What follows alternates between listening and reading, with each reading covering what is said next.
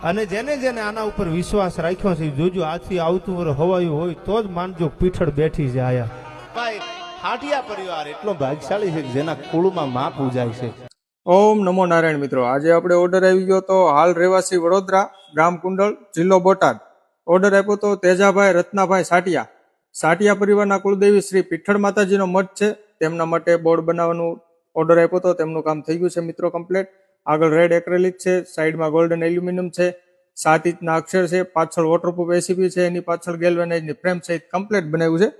કુંડળ ગામે સાટિયા પરિવારના કુળદેવી પીઠળ માતાજીનો મઠ છે, તેમના માટે આપણને ઓર્ડર આપેલો હતો। તો ચાલો મિત્રો આનું તમને લાઇટિંગ બતાવી। નવગણે તેથી આહુડા પડ્યા હતા દરિયાના કાંઠે માં હું 9 હોઠનો ધણી છું તમને ખબર છે, પણ દરિયો ભૂગવે છે માં મારી ફેવડ નથી જો પીઠળ તું વારે આવ્યો। તેથી ભગત બાપુ આ છંદમાં કહે છે પીઠળે હોકારો દીધો તો